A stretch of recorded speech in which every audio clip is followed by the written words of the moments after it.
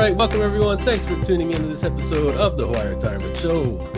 Today's episode, our guest is James Chan of Compass.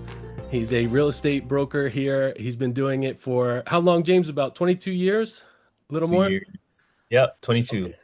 Awesome. Yeah, we appreciate you coming on. We're going to talk all things kind of real estate today. And with that, I'll turn it over to you if you want to tell us a little bit about yourself, who you are, what you do. Yeah. First of all, whoever's watching, apologize for this really harsh light in the morning that comes in, wrong angles. I didn't prepare.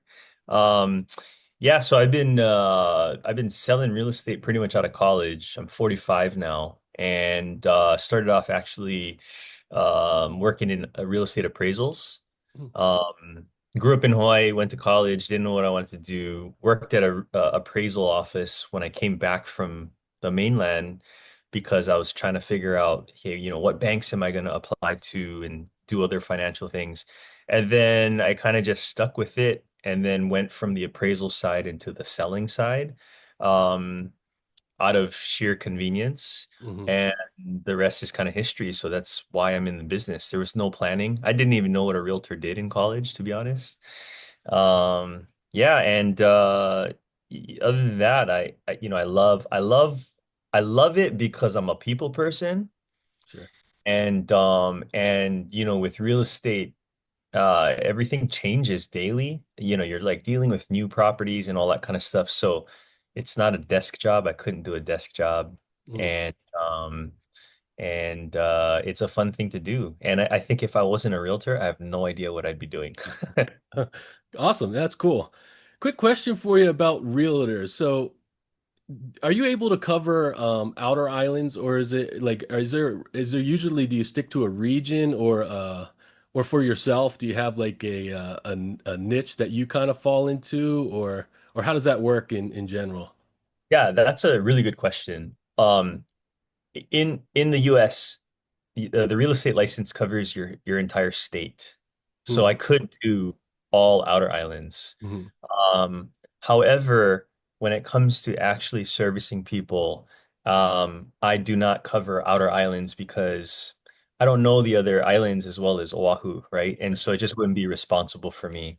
But as far as here in Oahu, I cover all areas because it's, an hour just to drive up North Sure. Shore, come back down, so it's pretty doable. We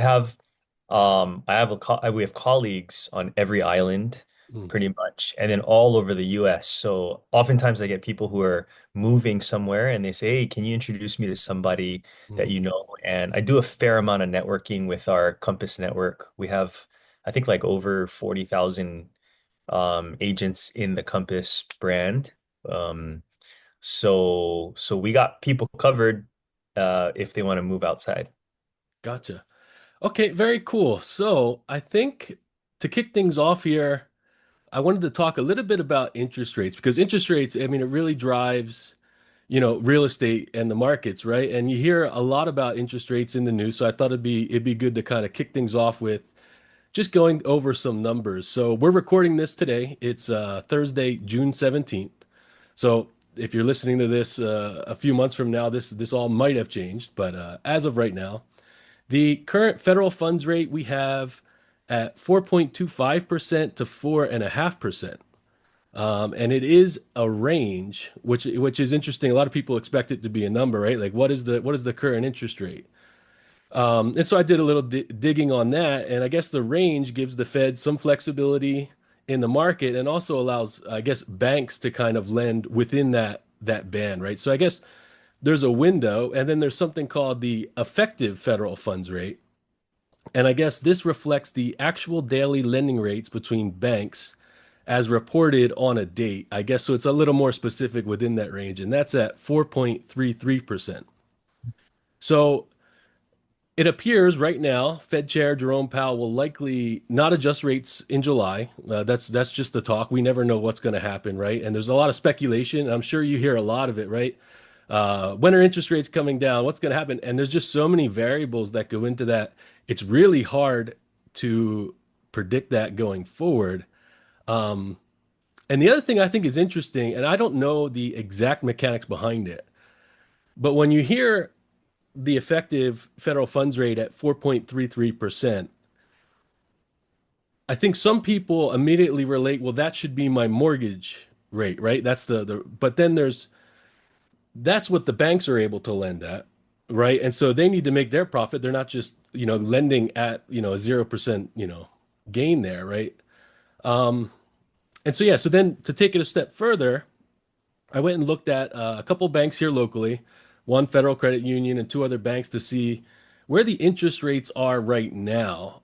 For a 30-year, I see one credit union has 5.5% with 2% points.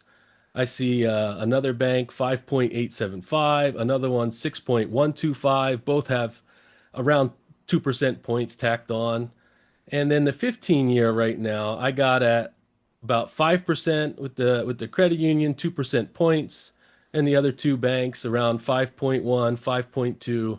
And again, you got those points added on there. And for those listeners who don't know, I'm sure most of you do, a point is just it's a fee paid to the bank and it's 1% of the loan value. In exchange, you get a lower interest rate.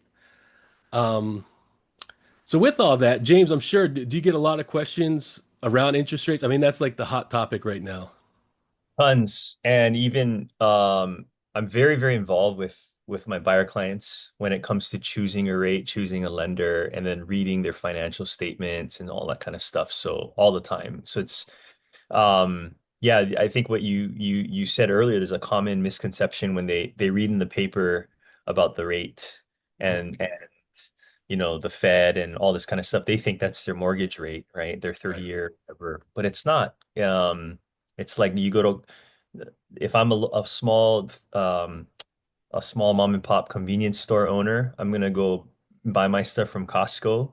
It's cheaper there. It's Right. wholesale, and I'm gonna mark it up, right? So that's what the banks do. They have to make their margins.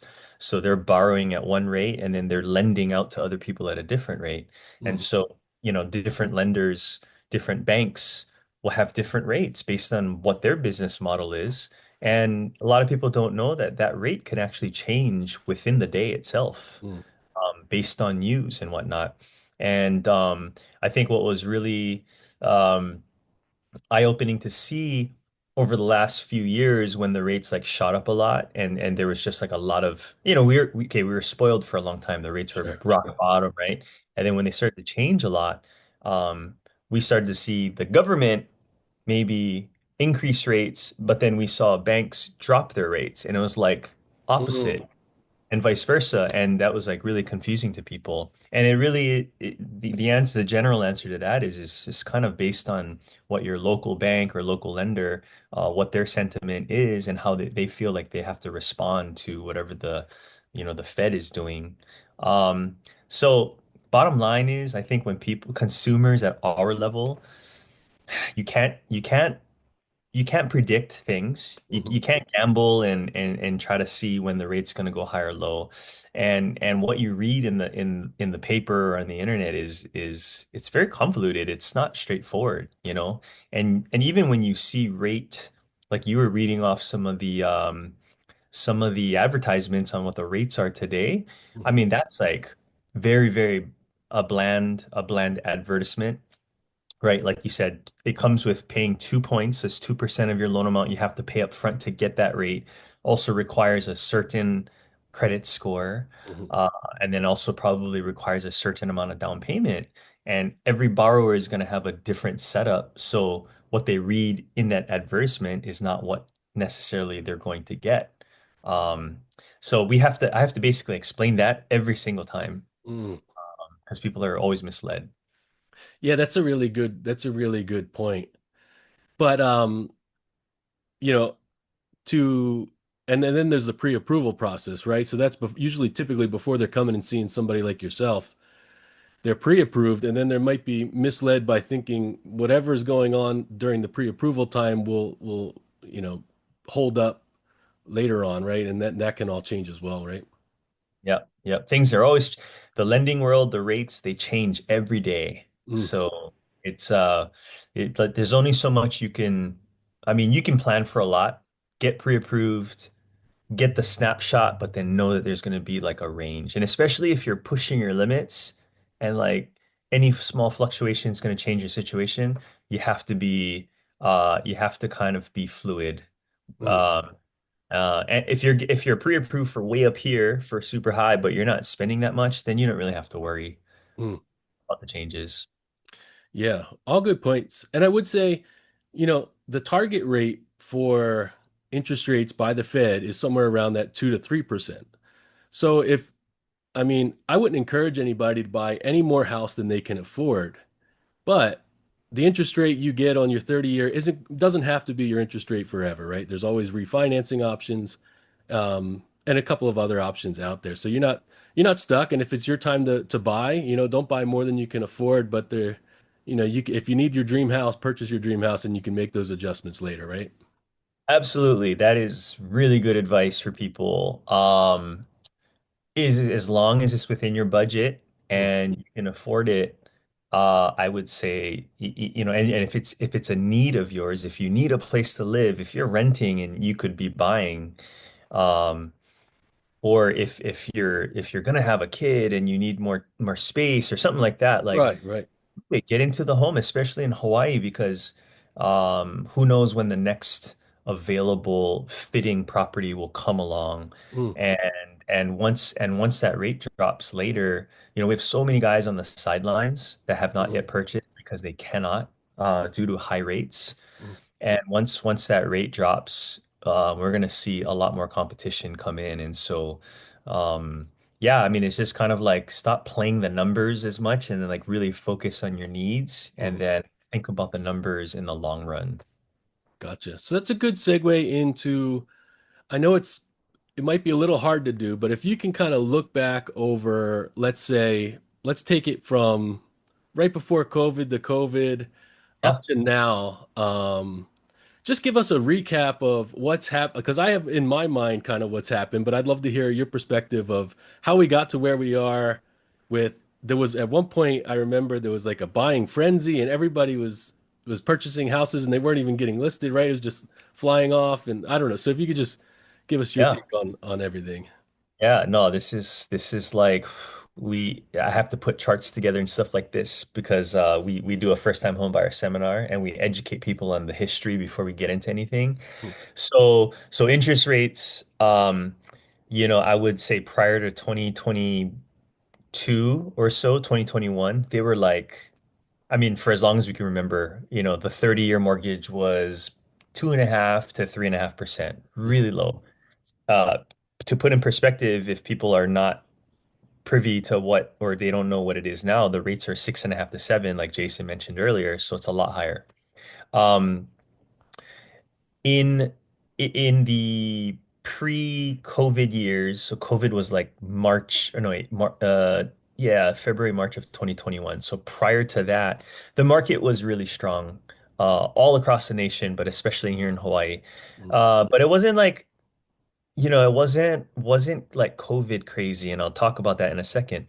The market was it was definitely I would still say it was a seller's market where sellers are favored, meaning sellers have leverage.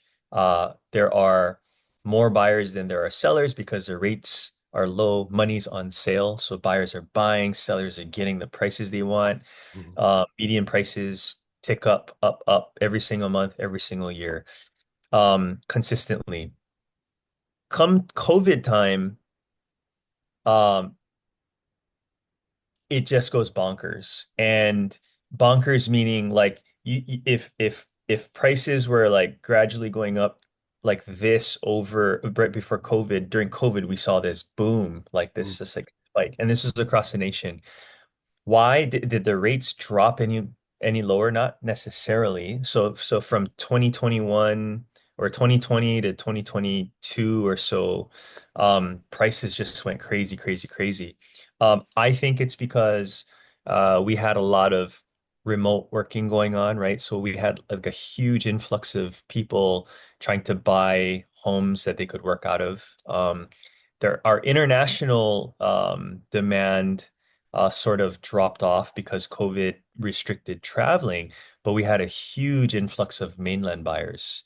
So people, and this happened across the nation. So You'll see average prices in really sleepy towns, farm towns across the nation that just shot up.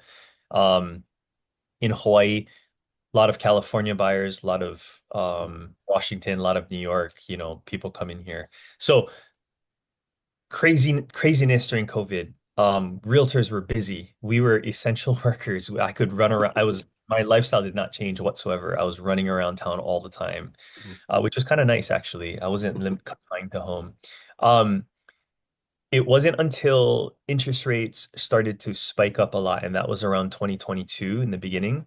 Um, 2022 through, I would say 2023, the rates slowly went from, say, 3% to 4% to 5% to 6. And then here we are. It's been hovering around 6.5 to 7.25 for like the last year, I would say. I think it's been about a year.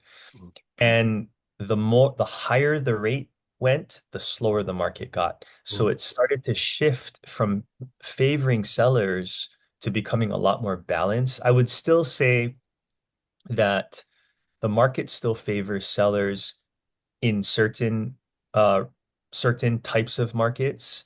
And then in other markets, it's heavily favored towards buyers. So for single family homes, especially on Oahu, I would still say it's a seller's market. It's not yet, it's a lot more balanced. Sellers don't have as much leverage as they did pre-COVID and during COVID. But houses are still what people want: land, space, yard, all that kind of stuff. Now, for the condos and the townhome markets, anything with an HOA, that's become extremely flat, extremely soft. And I would say it's definitely a buyer's market in general for these things. Why is that? Well, obviously, high interest rate. It's very expensive to borrow money now. Um, and then you have to pay a homeowners association fee on top of that, which is, call it 90 cents to a dollar per square foot. So for an 800 square foot condo, you're paying $800 a month minimum. Some of these condos are 1,200 square feet, so you're paying over a grand. Some of these new ones in Kaka'ako that have all the bells and whistles, you're paying 1,500 plus per month. So that plus your 7% interest rate is very unaffordable for people. On top of that, we have new things now with insurance premiums and all that kind of stuff, adding even more cost to these people in condos and townhomes, hurricane insurance premiums that have skyrocketed. So for these people, they're paying a mortgage and then they're paying HOAs and then they're paying these extra premiums. It's just like not as doable or not as attractive. Maybe it is financially feasible for people, but they just don't want to do it. And then they would rather be in a house. Um, because all those extra added fees on top of your mortgage could equate to another 100, 200,000, 300,000 of mortgage if you just bought a house that did not have a fee. So that's why the condo townhome market is pretty soft now, and then the single family home market is still pretty robust, but we're a lot more balanced. By the way, the rates came up more than, I would say doubled. Did the prices decrease by 50%? No, they did not. They pretty much stayed the same. And so it's just crazy. I don't know how people can afford on Oahu. It's rough. Yeah, no, that's a good recap. And it was a few days ago, maybe it was a week ago. The Star Advertiser had an article on comparing. I guess they do this. They compare June 2024 to June 2025, just the month, not the whole year, right? And it actually lines up exactly with what you said because according to them, they saw single family home sales were up actually 12% from last year's June. The prices remain pretty much flat. Condo sales kind of flat, from June. It was like 0.85%, but the price of condos they showed down 3.8%. And what I Mhm. wonder too is I wonder if you see this in this kind of environment. I'm sure there's some people who are ready to buy, and then the interest rates are kind of the barrier, the friction that's keeping them from doing it. But after so long of like sitting on the sidelines, there's probably fatigue where people go one of two ways. One, they just flip the table and say, I'm not taking part in this. And the other way is they said, forget it. I'm just going to buy, I'm not going to wait anymore. So do you see some of that fatigue where people are just more apt Yeah, to move forward? absolutely. All these guys I was talking about there that are on the sidelines, you see some people just throw in the towel because their life keeps moving forward, life circumstances, and they can't wait anymore. Hmm. They just are priced out. And then you have others who are trying to play the rate thing and say like, and they're thinking like, oh, rates are going to come down eventually, and then like 2 years later, the rates have not changed, and they were like, you know what, this is the new norm. Let's just do it. Let's just do it because my life circumstances are not changing, so we need to just make things happen.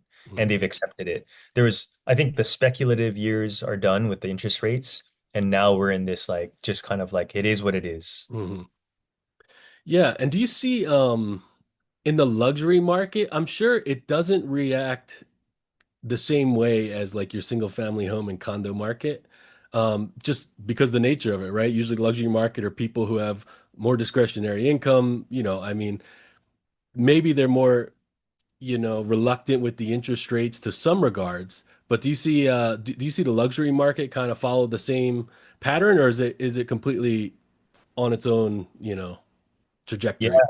that's a good question. I've been fortunate to be doing a lot of luxury this year, so like 3 million plus. Mm, And it's a different ball game. Like these guys have cash, and mm, you're right, they don't think about the interest rates mm, and how it affects them.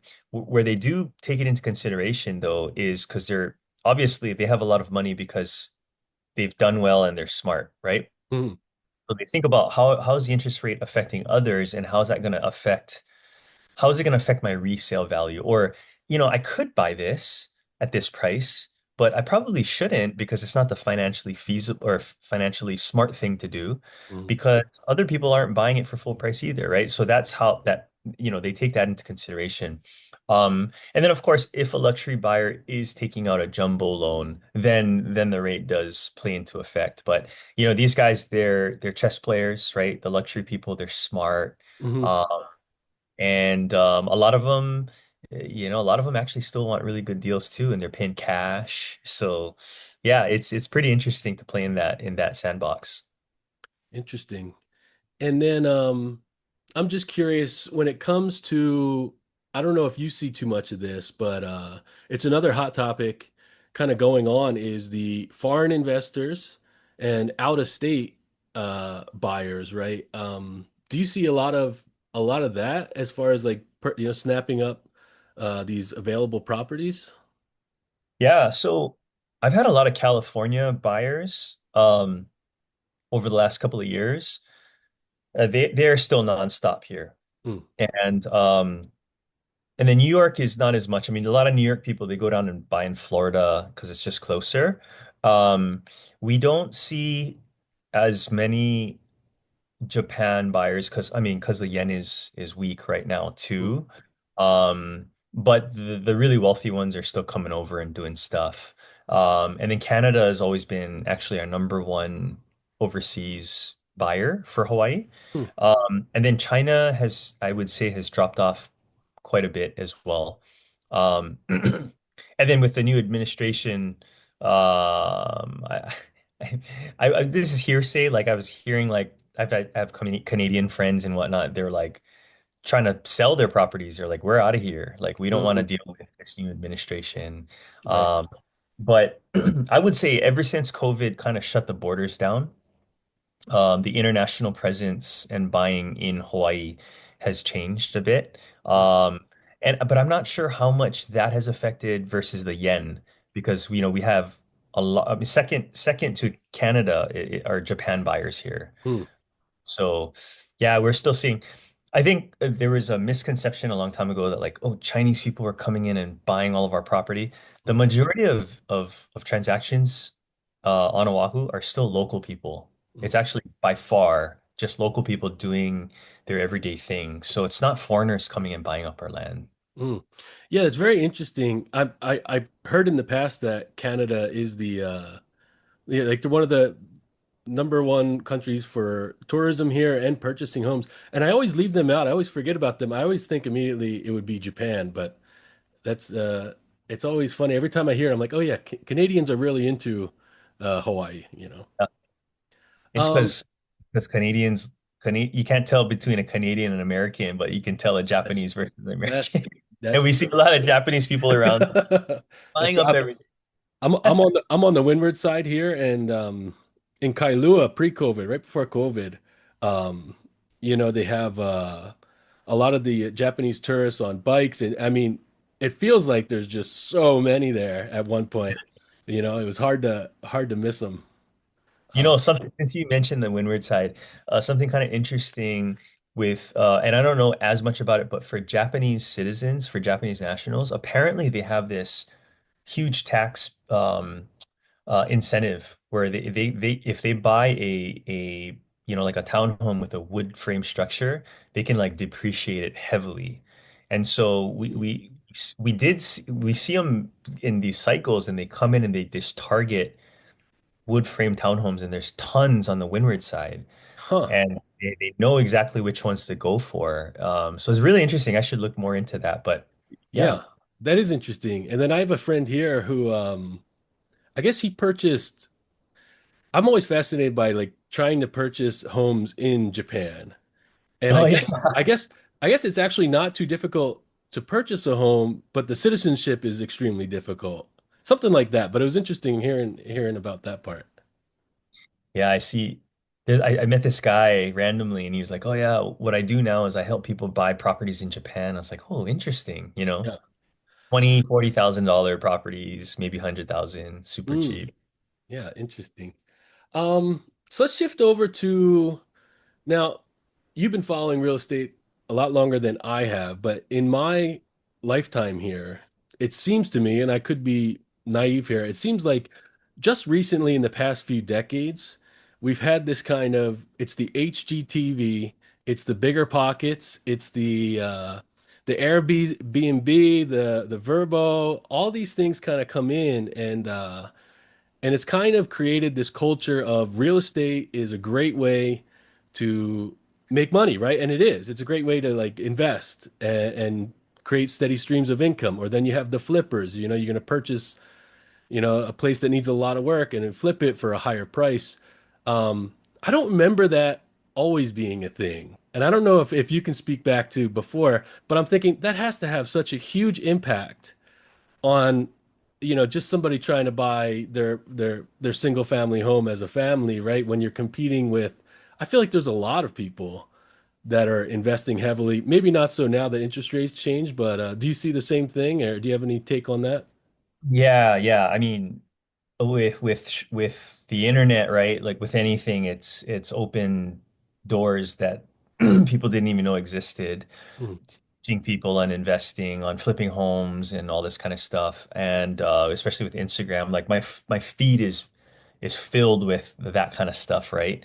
Um, and yeah, it's become really popular. I mean, it's slowed down a lot, because of the interest rate circumstances and all that kind of stuff. But definitely a lot more of especially flipping going on. mm, Um, I think the bigger pockets, they were really big on investors and short-termers and stuff like that, short-term rentals. But on Oahu, the Airbnb laws cracked down back in, was it like 2018 or 2019 or something like that? right. Changed a lot. So, I think the number of Airbnbs decreased by like almost like 90% on Oahu because most of them are illegal. But still, the flipping is still going on. Everywhere I go, there's a flipper, or Right, like right. like a wannabe flipper. And Chip and Joanna Gaines, Fixer Upper, that show Mm, back in the day, I think that inspired a lot of people. And then now we have really good guys that are doing that here. Um, and I know a bunch of them personally. And I think it's a mixed bag. And I think once I commented on a Civil Beat article, and I got hate blasted by more like four people were hate blasting me. Um But you know what I think that these guys do, these flippers, yeah, they're doing it for obviously there's personal gain, but what they're doing is they're taking a home that isn't really like lived in and then they're creating inventory, which we need. Like we need supply here. So in that way, I think it's really good. So actually I encourage a lot of it as long as it's done responsibly. Sure. And I don't vilify it, and I think like you said, I think it's a great thing because it does add a lot of value to neighborhoods when somebody can come in and take a house and make it nice. I think there's probably some resent from people who feel like I can't get a home, and I see these people making loads and loads of money by buying homes and flipping them, and so there's resent there, and I understand that side of it too. Yeah. But no, no fault to the people investing in real estate. It's proved to be super lucrative, uh, and it has a positive impact in a lot of ways on the markets. You're right. And you know what? These these guys, these flippers, and I'll call them investors, okay? And these investors, they work hard. They work hard to acquire those properties and they have their own, they're not doing anything that we couldn't do to pick up these dilapidated homes. Mhm. We could go do that. We just don't know how. We just don't want to. Right. Uh, and then the haters will just sit back and just hate. And it's like, well, why don't you go out and do something if, you know? Sure. These guys are just taking advantage of what is out there for all of us. So Sure. I don't blame them. No, that's a great point too. They might make it look easy, like they're just, oh look, they just 6 months made $200,000. It's like, yeah, but they've learned throughout the years. They have the team, they know the electricians, they know they have this whole process and they're earning it. That's a great point too, is I think some people might see it as, oh, it's just quick money and it's so easy and but yeah, there's Yeah, a lot that goes into it. exactly. Okay, so what about affordable housing lotteries? So has this always been a thing? And I know it's mostly prevalent. I hear people going for these, and I'm sure it's in other developments too. There's the one by the Waipio Costco. I don't know if that has a lottery thing, but I hear a lot about it with the high rises in like town Kaka'ako area, where you get on these lottery, I don't know, Yeah. lottery lists. How does that work? How did that come to be? Has that always been a thing, or? It's it's always been a thing as long as I can remember. Hmm. And so they are all over the place. So you have Koa Ridge does have a lottery system in affordable homes. Um, Even at Eva Beach, they've been doing it for a while. We just hear a lot about Kaka'ako because there's so much development. Hmm. Um, so what it is um, these developers they are actually mandated to set aside a certain amount of properties that they develop so that they, you know, it's subsidized. People argue the word affordable because it's like it's still expensive. How can I afford that, right? But it's way cheaper they have way more favorable prices than the market rates. And then the only catch is that there's an owner occupant requirement. So if you buy into it, you must live in it and you must live in it for X amount of years, whether that be 2, 3, 5, or 10 years. There are some that are even 30 years, which is really long. Hmm. But whatever, I mean, there's a fit for everybody. And there are different entities that offer these different affordable incentives. So there's like the city and county has one, HHFDC, HCDA, and so on and so forth. So it gets very, very convoluted. Hmm. But there are things out there for people, as long as they're willing to stay there and live there for X amount of years. Interesting. And then, so if somebody, let's say they got picked for this lottery, uh, are they seeking somebody like yourself to still help them navigate the purchase, or is this something that you would handle directly with like the developer, or how does that work? Yeah, absolutely. No, you should always have somebody in your corner. You could go directly to the developer salespeople, but you won't get you won't necessarily get an additional benefit. There's no like price break usually. So Mhm. you should always have a buyer's rep that's going to understand all of your options Mhm. to help you figure out which project, which affordable program is best for you. Because, like I said, there's different ones with different year requirements. Mhm. If you don't know that, if a realtor says, "Oh yeah, they're all 30 years, owner occupancy," that's wrong. There are 5-year ones, there's 10-year ones, and then where on the island do they exist, right? Mm. Um, and there are actually like one of my clients is actually trying to buy an affordable townhome product where somebody else purchased and they're 2 years into their 10-year requirement. And then it's time for them to sell because they can't, they have to like move out or whatever, and they Mm. can't rent it out. So they're selling it. My client is picking up where they left off. Oh, They have to fill interesting. out an application. They have to get it approved by the city and county, which is the entity that happens to be taking care of this particular property. Once the city approves and we buy it using the normal loan process, they start in year 2 of 10, and then they have to live there for 8 more years. Mm. So, it's made to just kind of pass on through 10 years. And they're pretty strict about it, these entities. But they're really, really great resources for people who just need to get into homes. And the time flies by really quick. Mm. And so I tell people, um, there are pros and cons to it, but I think there are more pros than there are cons. Mm. Yeah, interesting. I just want to piggyback off of one thing you said there, because I'm a big believer in we're kind of in this age with with technology and AI of do it yourself, and everybody there's YouTube, right? I can learn to change my transmission on my truck with YouTube, right? I could do anything. But I do believe there's such an important role for a professional uh, Yeah. with all these things, and you kind of touched on it there with the lotteries. If you want to talk about kind of the Zillow kind of sphere, and I'm sure there's a lot of people looking to kind of navigate their own kind of I found this property, but I'm sure what's on Zillow, from what I understand, and I could be wrong, correct me if I'm wrong, um, is not really accurate, right? Because then there's the what is the site that is it's High Central or something like that that Yeah, I everybody think. uses, and Uh, which that should be pretty accurate, correct? that's the Board of Realtors Okay. um, website. Yeah. So what have you seen with Zillow? And I'm sure you get a ton of this is, well, I saw on Zillow, right?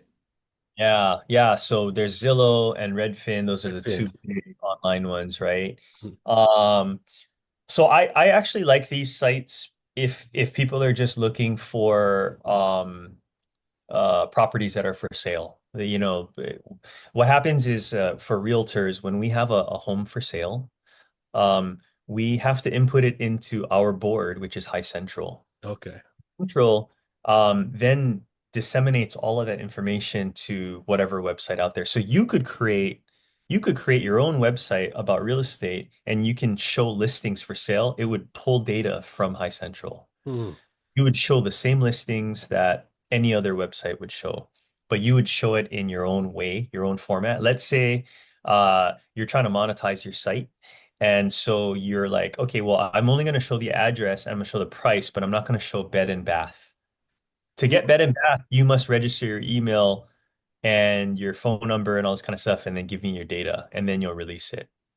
That's what Zillow does. That's their whole market is they make money off of other people's listings. Mm. Um, and so and they provide a lot of like extra information too. Like they have these Zestimates. So there's Right, this right. home estimate, right? That is based off of algorithms. It's not based off of somebody actually going to the house, touching and looking at the upgrades and comparing against the neighbor. They don't know the difference of streets, and it's a largely a feel thing when you buy a home. Hmm. His estimates don't take any of that into consideration. So in that way, I think it's highly misleading when people take a estimate and then they think that's what the house is worth. And I've seen actually they even have this thing now that says like, oh, if you offer this percentage under asking, this is your likelihood of getting it accepted. Hmm. If you give more, this is your likelihood. And I'm like, how do you know this? Do you know the Right, seller right. personally? Like what? But Right. they're doing all these things just to click, click, click and get the information, right? Um, and then Redfin is great too, because they provide a lot of information. They don't do things like the Zestimate and all that kind of stuff. Um, but all that to say, I think websites information out there is really, really good just for your basic data, but it's never going to replace the professional Sure. because the professional knows all the little nuances. They know like, oh yeah, auntie down the street actually, did this and that, or yeah, oh, Mhm. next door is a crack house. Like you don't know Right, that. right, right. You gotta, you gotta have that personal touch. Is there a lag to it? Like, if I went on Zillow right now and I looked up homes in Kaneohe, um, let's say a house recently sold, whatever, it's in escrow, it's going to sell in a week. Is there a lag, or how accurate have you noticed that, or can you talk to that? With a lag between when we put the data in and when it portrays it. Yeah, like Zillow might be showing me a house that's for sale that actually isn't. Is that Oh, is they're that? pretty good, like Oh, within it the is. day. Okay, Yeah, okay, I would okay, say within an hour or two, it should be updated. Uh, okay. Interesting. yeah, it should show the accuracy. Um, the other things too that Zillow, like so if you and I created our own websites, again, we can control what data is presented Mm, and then how it's presented. So I was talking about HOAs before, townhomes and condos, right? They have an HOA fee, but there might be add-ons like insurance assessment fees. Um, if it's not itemized clearly, someone will think that the total HOA is this huge sum, right? mm, And whereas if it's itemized, then one might think, well, maybe the insurance amount per month will drop off at some point, and so the true HOA is lower. mm, Sites like Zillow, they don't break it down. So you're looking at the HOA amount, but it's like, well, what does that really mean? What does that include, right? So, that's why it really takes. I mean, I think the only site that really breaks it down very accurately is the Board of Realtors site, which only realtors have access to. mm. There's another reason why. I mean, it sounds like we're trying to, monopolize something, but it's not. It's just that it's the most detailed at our profession. So that's not the High Central site. That's a separate site. High Central is our site, but it's kind of interesting. The way it's displayed on High Central is different from what we see. High Okay. Central is very watered down. Hmm. We see a lot of nitty-gritty. We are able to put in comments for only brokers to see in our site, all the additional information that the public doesn't need to see to get into the weeds. We Right. can make comments like that. Yeah. Gotcha. Very interesting.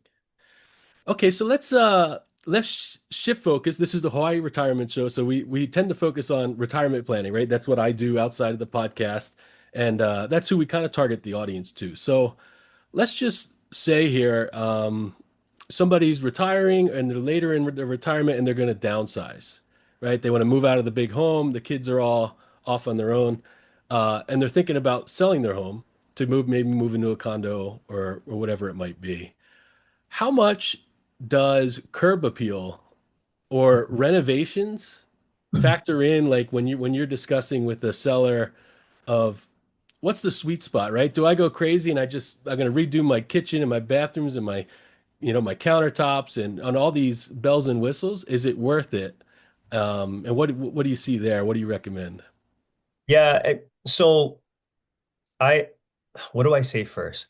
I would say it's always a case by case, right? So, um, if you're talking about a house in a highly sought after neighborhood and there's like nothing else for sale, they can probably get away with not really touching much because the thing's gonna sell Mm, quickly.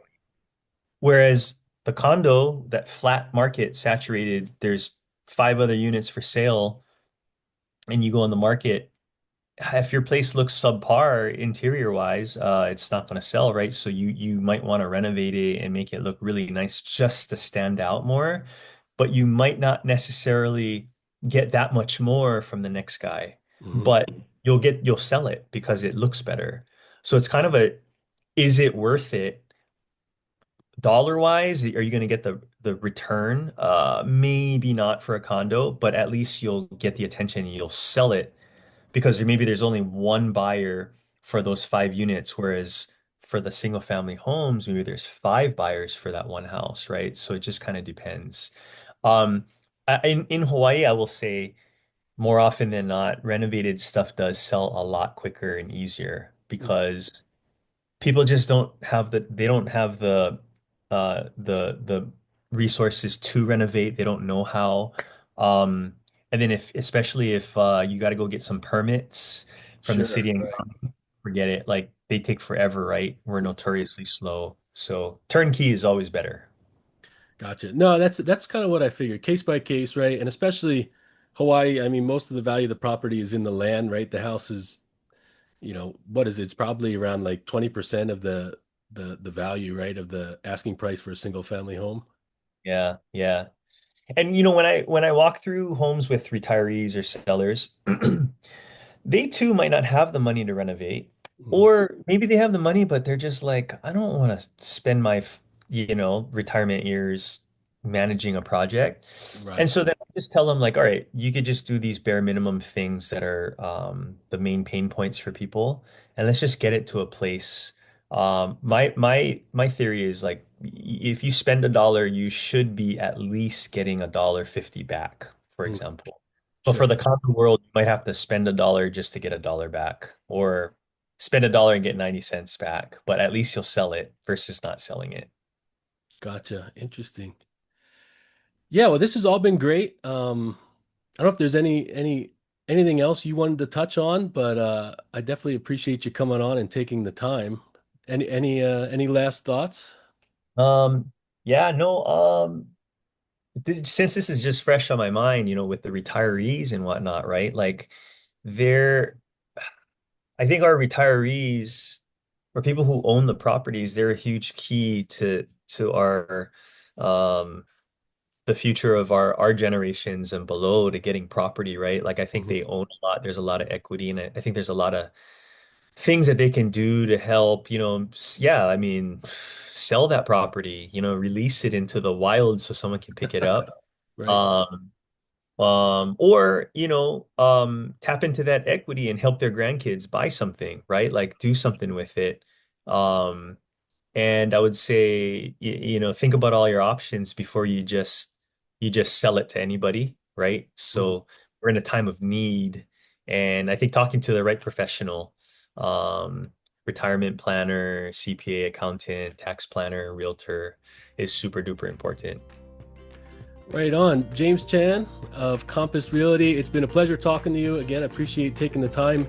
If anybody wanted to reach out or get in touch with you, is there a way they could do that? Yeah, my cell phone's the best. My cell phone is it's glued to my hand. Okay. Wife hates that. Or email I mean, I'm on Instagram all the time too. So wherever you can find me. Great. Yeah, and maybe I'll put some links to that in the show notes there. Perfect. Awesome, James. Thanks so much. Appreciate it. It's been a great conversation. Thanks for having me, Jason.